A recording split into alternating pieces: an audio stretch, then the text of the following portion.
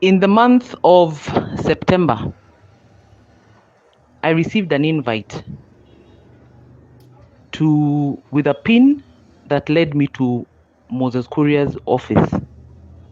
When I got to that office, we were about 12 or 13 other people.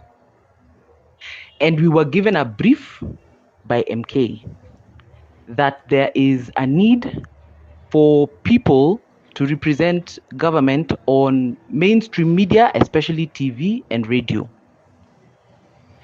And they informed us that the past people who used to do that had long become government officials, and therefore it would not be possible for them to continue going on TV to do some of these black ops defenses for government. Okay, so let's get that clear. We went for the first meeting, we went for the second meeting.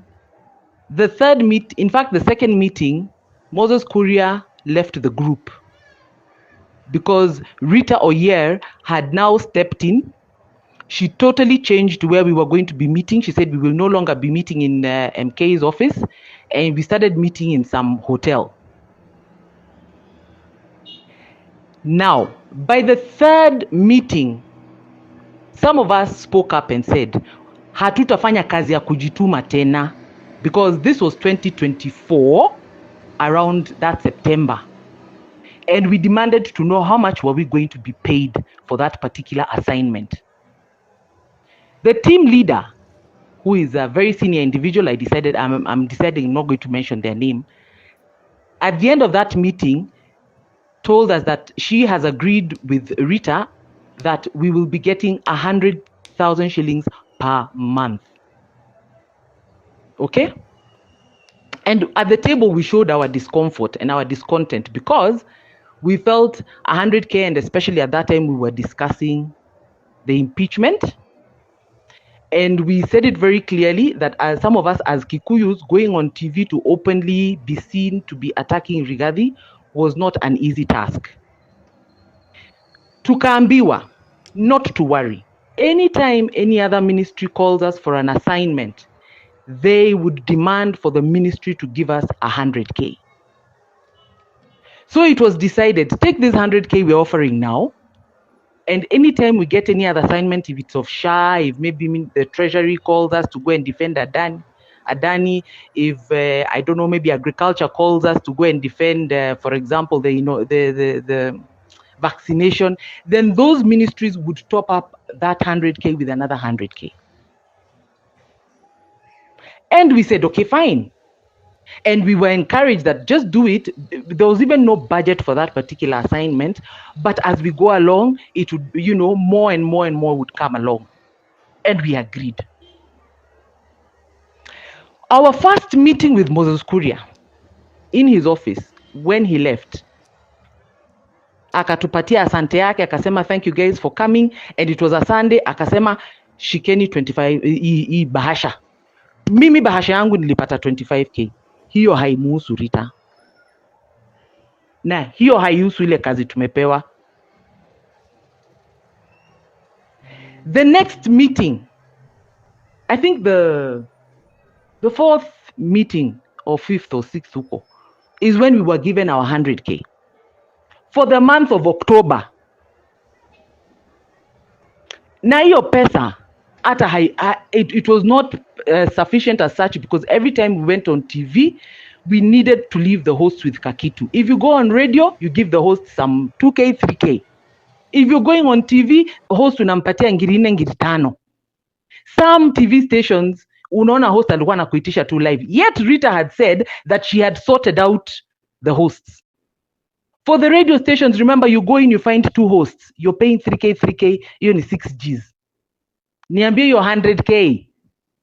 Anyway, we appreciated. Then we were called to go and do SHA. SHA, we were called for a meeting at SHA, at the SHA offices. Hatukwenda kwa hoteli. Ndio tuende tuambiwe the talk points. Remember, we had been told every time a ministry calls us, we'll get a top up of what? 100,000. When we finished the SHA meeting, Rita had left before the meeting had ended. Sawa sawa. And when the meeting ended, we were given 50K. We all went and gathered at the parking lot. Tukaulizana, had we not agreed that it will just be a minimum 100K for every ministry that calls us? Mbona tumepewa 50? Why did she leave before the meeting was over? Why couldn't she even have the courtesy to tell us? But we still did the job. Again, that 50K, remember, even as I'm going to defend Shah, when I went on Citizen, when I went on TV 47, all those people, Bwana, you chotter something. Don't think, you can even ask the MPs and everybody else who goes on TV, you chotter for those guys. You don't just sit in their program and feel comfortable. After that, 2 people accompanied a government official for Gladys Wanga's Thanksgiving in Homa Bay. And when they went there, they met na Masonko wa Shah na wakukutana na Masonko wa Hops, head of public service.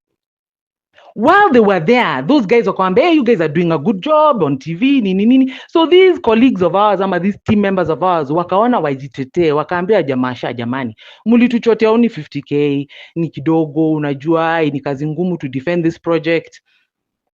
And these guys were shocked because they said they had given Rita a cool 5 million to deal with that project.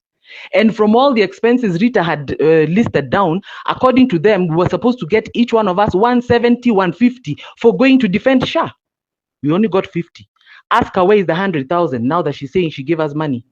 Because, where's the 100,000? Because she gave us 50 instead of 150.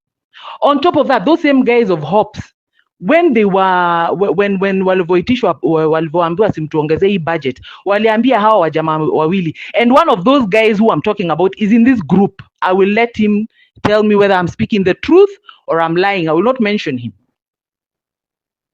Wale jamaa Hops wakasema, mnaongezwa ya nini na hii kikundi? Budget tuliona iliapproviwa was for 250 for every single individual. Remember, I have told you on our 3rd meeting, wakati tulisema hatutatafanya kazi ya kujituma, Rita na team leader walituambia tulipa how much? 100K per month. Hops ndio wao wanatuambia 250. We decided as adults, because even in that group, let me tell you, they're not just me and Sandras who are there. They are lawyers, they're individuals with their own companies. We decided we will have a meeting. We called the team leader and we asked her, please, this is what the information we have received. Is this true? But in addition to that, why did we get 50K for Shah instead of 100 as had been agreed? She said, because she's not the one who runs the budget, she was just a team leader to provide administrative support, she would talk to Rita. That day, Rita purposely did not come for the meeting because she knew we were going to ask questions.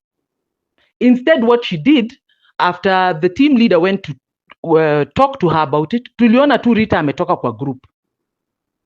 Amefanya nini? Ametoka kwa group. Instead of answering what is so hard to answer the question, why don't you just say, hey, you guys, hiyo kitu mumeambiwa Bungoma ni urongo. Okay? So what am I saying? In total, that is how much, which I had already explained to Macharia Taki. The 100K ya October na 50K ya Shah. Tulikuwa tushaingia November. Hata ndio Rita atoke kwa group, tulikuwa tushaingia mwezi wa November. When the 2nd if not 3rd week of November, did she pay us for November? Yet we completed the task till the end of November. December kuna wengine kama akina Engine bado walikuwa wanajituma. Me, I refused. Did she give us money for November? So I don't want to be included in conversations that are not adding any value to my life. I have fought for this government for 6 good fucking years. From 2018 when the handshake happened up till today. The only person mimi wanasumbua ni Dennis Itumbi and he saved job. He's the only one who has any right to talk anywhere and say Sandra huwa ananisumbua. Rita left us and went to Jimmy Wanjigi. Na huko pia alifukuzwa kwa kukula pesa. Kirinyaga County amefukuzwa kwa kukula pesa. Me, I don't want to be included in nonsense. If she has been rocketing money from government to pay us 250, atoe hiyo pesa. Mi sijapokea.